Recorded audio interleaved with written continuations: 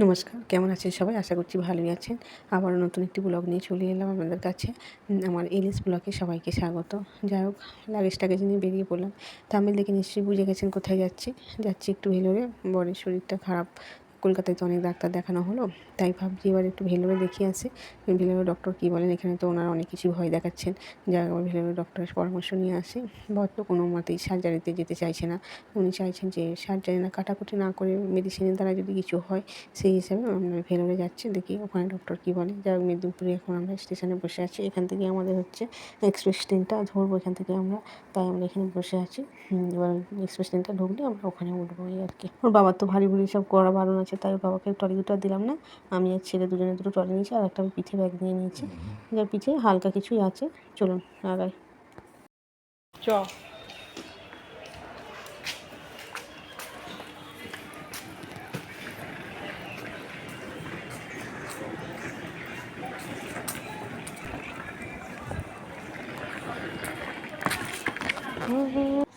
বাবু ওই ট্রলিটা টানতে টানতে যাচ্ছে, বাবার পিছনে পিছনে আমরা যাবো। একটা ওখানে সামনে একটা ওভারব্রিজ আছে, অনেকটাই হাঁটতে হচ্ছে জানেন তো, অনেকটা পিছন দিকে নামিয়ে দিয়েছিল। যাই হোক, এখন এই ওভারব্রিজে উঠছি। ওভারব্রিজটা উঠতে কিন্তু লাগেজ নিয়ে ভালোই কষ্টকর। যাই হোক, ছেলে আমার দেখে ও আবার আমার ট্রলিটা আবার একটু নিয়ে উপরে উঠলো। ট্রেনের টাইম আছে হচ্ছে 1টা 7-এ, তাই এখানে তো সবাই লাগেজ নিয়ে অপেক্ষা করছেন যে কোন মানে প্ল্যাটফর্মে দেয়। এখন একে দেয়। ট্রেনটা 1 ঘন্টা লেট করলো জানেন তো। যাই হোক, ট্রেনে উঠে পড়েছি এখন, যে যার সিট নিতে ব্যস্ত। আমরা এসে সিটটা পেয়ে গিয়েছিলাম। এবার নিচে পরের শরীরটা একটু ক্লান্ত ছিল বলে তুমি একটু নিচে শুয়ে পড়ো বলে ও নিচে শুয়ে পড়েছে। আর নিচে তো বসার জায়গা ছিল না বলে আমি আমার ছেলে ওপরে উঠে বসেছিলাম। ছেলেও একটু ঘুমিয়ে পড়েছে, আর আমি বসে বসে একটু ভিডিও করছিলাম। আর নিচে সব দেখছিলাম, এত পরিযায়ী শ্রমিকরা এই ট্রেনটাতে যায় যে মানে বসার জায়গা থাকে না জানেন তো। ওনারাও খুব কষ্ট করে কাজে যায়। আমার দেখে খুবই খারাপ লাগছিল জানেন তো। যাই হোক, চলুন এবার আমাদের ট্রেন ছেড়ে দিয়েছে, আমরা যাচ্ছি ট্রেনে করে। এবার এই বসে থাকতে হবে, এটাই বিরক্তিকর জানেন তো। সেই মানে ঘরে এমনি বসে থাকলে যেন মনে হয় টাইম কাটে না। দেখুন ট্রেনে বসে মানে মানে সেই ট্রেন ছুটছে, টাইমের পর টাইম কেটে যাচ্ছে, কিছু বুঝতেই পারা যাচ্ছে না। মানে অধৈর্য হলেও ধৈর্য ধরে বসে থাকতে হবে, এরকম একটা ব্যাপার। যাই হোক, যাই অনেকটাই পথ অতিক্রম করতে হবে। জলপথ থেকে শুরু করে আমার একদম সব পথই আরম্ভ হয়ে গেছে। হাঁটা পথ, জলপথ, ট্রেন পথ, অটো পথ, টোটো পথ, সবই অবশেষে পার করে এখন লং টাইম চলছে এখন ট্রেনে। যাই হোক, ট্রেন ছুটেই চলেছে।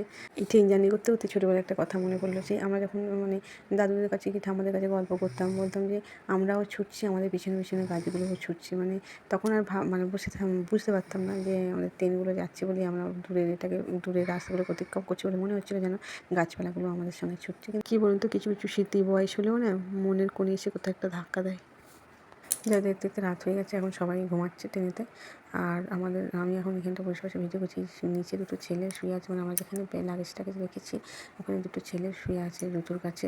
তোরা যখন শুচ্ছিল না, তাকে এমনি শুয়ে আছে, মানে এমনি শুয়ে পড়ছিল। আমি আবার দুটো পেপার নিয়ে দিলাম, এমনি এমনি শোবে না, দুটো পেপার বেশি এসো বলে ওদেরকে দুটো পেপার দিতে ওরা ওখানটা শুয়ে পড়েছিল। আর একজন দেখি আমার বরের পায়ের কাছে চুপ করে বসে আছে। আর টয়লেট যাওয়ার রাস্তাটাই তো পুরো লম্বা হয়ে সবাই শুয়েছিল সারি সারি দিয়ে। তাই ওদের দেখে ভাবছিলাম, সত্যি এরা এত কষ্ট করে অত দূরে গিয়ে চাকরি করে। আমাদের যদি বাংলায় একটা কোনো শিল্পের ব্যবস্থা থাকতো, সত্যি কিছু মানুষ অন্তত এখানে থাকতো। যে এনারা যায় কিন্তু বাড়ির পরিবেশ মানে পরিবার সবাইকে ছেড়ে ওদেরকে যেতে হয়, প্লাস অনেক কষ্ট করে ওনারা যায়। সত্যি খুবই খারাপ লাগছিল ওনাদেরকে। দেখতে দেখতে এখানে একটা ব্রিজ পার হচ্ছি।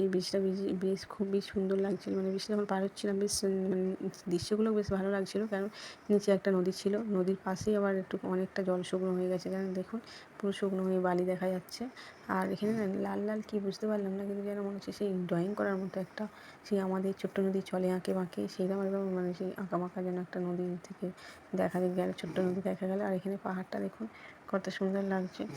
যাই হোক, ঘন্টার পর ঘন্টা লং জার্নি করছি, কিন্তু সময়গুলো কীভাবে কেটে যাচ্ছে বুঝতেই পারছি না। মানে ঘরে থাকলে তো সময় কাটতেই চায় না, আর এখানে ঘন্টার পর ঘন্টা একই জায়গায় বসে আছে।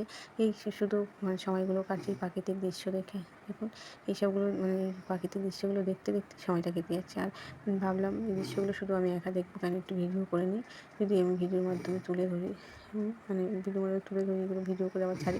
পরবর্তীকালে দেখবেন এই ভিডিওটা আমি দেখলে আমার খুবই ভালো লাগবে। মানে পুরানো কিছু স্মৃতি না যখন বয়স হবে মানে ছোটোবেলায় যেমন স্মৃতিগুলো এখন আমার ভালো লাগছে, তেমনি আমার পুরানো কিছু স্মৃতি বয়সকালেও সেগুলো যদি খুলে খুলে দেখি না খুব দারুণ লাগে। তা দেখুন এইগুলো আমি যদি এখন এই যে ক্যামেরা বন্দি করছি করে ভিডিও করে আমি চ্যানেলে ছাড়বো, কিন্তু পরবর্তীকালে এইগুলো আমি যখন দেখবো আমার খুবই ভালো লাগবে। এগুলো দেখতে সবারই ক্ষেত্রে তাই হয়। তো যেমন অ্যালবামে দেখবেন সেই ছোটোবেলার সব ছবিগুলো যখন খুলে খুলে দেখি না সত্যি সত্যি খুবই ভালো লাগে।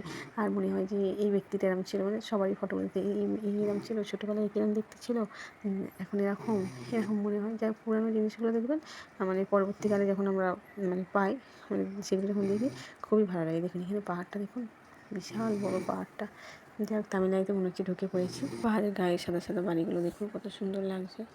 যাই হোক দেখতে দেখতে মনে হচ্ছে আমরা কাছাকাছি চলে এসেছি, ভেলোরের কাছাকাছি চলে এসেছি। যাই হোক যেন মনে হচ্ছে কতক্ষণ নামবো, কেন অনেকটা জার্নি নিয়ে গেছে, একটা নাইট পার করে দিয়েছি, দুটো ডেও পার করে দিয়েছি। আর কিছুক্ষণ সময়ের জন্য অপেক্ষা করছি কখন নামবো, কখন কাঠপাটি স্টেশনটা আসবে, একটু পুষ্কর নেমে যাবো। লাগেজগুলো আবার আবার নামার কথা ভাবলেও কী মনে হয় বলুন তো, যেমন লাগেজগুলো আছে আবার টেনে টেনে নিয়ে যেতে হবে। এটাই হচ্ছে মানে লাগেজ বইতে গেলেই যেন মাথা খারাপ হয়। বেড়াতে যেতে সবারই ভালো লাগে, ঘুরতে যেতে সবারই ভালো লাগে, কিন্তু যখন লাগেজটা বইতে হয় না সবারই মাথা খারাপ হয়ে যায়। যা তবু বর একটু বইতো, কিন্তু শরীরটা খারাপের জন্য ওকে একদমই হাত দিতে পারছি না। যা করতে হচ্ছে আমাকে আর ছেলেটাকে। ছেলেটাও বইছে, এবার ও একটা নিয়েছে আমি একটা নিয়েছি, কে কারটা দেখবে। যাই হোক কথা বলতে বলতে মনে হচ্ছে আমরা একটা স্টেশনের দিকেই আসছি, কেন সবাই বলছে যে এবার স্টেশনে ঢুকবার 2 মিনিটও নেই বাকি। যাও আস্তে আস্তে আমরা স্টেশনের দিকে এগোচ্ছি। দেখুন কত সুন্দর পাহাড়টা লাগছে।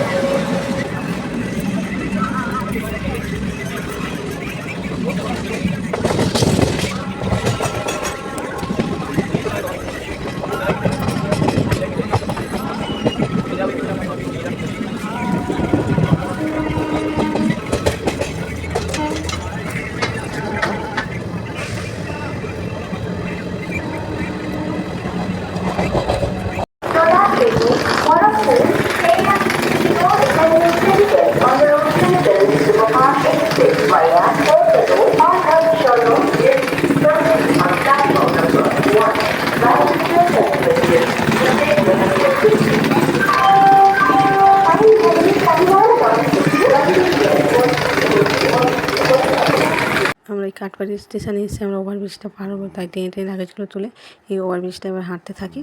দেখি এখানে একটা লিফটের ব্যবস্থা আছে, ওই লিফটের কাছে গিয়ে আবার নিচে লিফটে করে নিচে নামবো, কেন এত ভারী ভারী লাগেজ নিয়ে সিঁড়ি দিয়ে বড়াটা অসম্ভব ব্যাপার, তাই লিফটের জন্য আমরা দাঁড়িয়ে আছি। এবার আমরা এখানে লিফটে করে নিচে যাব। চলুন এবার নিচে যাওয়া যাক। নিচে গিয়ে এবার দেখি অটো ধরতে হবে, অটোটা ধরে আবার যেতে হবে। এই নিচে চলে এসছে, এখানে সব অটোওয়ালাগুলো দাঁড়িয়ে আছে, আমাদেরকে নিয়ে যাচ্ছে। একটা অটোওয়ালা এসে মানে এখানে দাঁড়িয়ে থাকবে, তো মানে আপনাকে আর অটোর জন্য খুঁজতে যেতে হবে না, ওনারাই এসে চলুন আমার অটোয় চলুন আমার অটোয় চলুন। যাই আমরা একটা অটো পেয়ে গিয়েছিলাম, ওনার কাছে আমরা এই লাগেজগুলো নিয়ে আর গেলাম, গিয়ে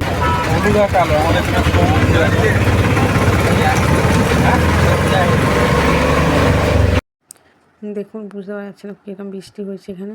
আমরা যখন স্টেশনে নেমেছিলাম ওখানেও বেশ ভালোই বৃষ্টি পড়ছিলো, আর এখানে এদিকটা যত আসছে দেখছি রাস্তা পুরো ভিজে গেছে, মানে ভালোই বৃষ্টি হয়েছে এদিকটা। স্টেশনের গায়ে লাগলো না অত বৃষ্টিটা, এখানে দেখুন কত বৃষ্টি হয়েছে। অটো করে যাচ্ছিলাম আর দেখছিলাম একটা বউ দেখুন কীরকম মাথায় ফুল দিয়ে যাচ্ছে। এদিকে রীতিনীতিটাই তো ওরকম না, মাথায় সব বইয়েরা ফুল দেয়, বউ ওখানে বাচ্চারাও ফুল দেয়। যাই হোক অবশেষে আমরা ভেলোরে পৌঁছে গেলাম। চলুন এবার লজ টজগুলো দেখি কোথায় আছে। যাই হোক এখানে শেষ করলাম। ভিডিওটা ভালো থাকবেন, সুস্থ থাকবেন, সাবধানে থাকবেন।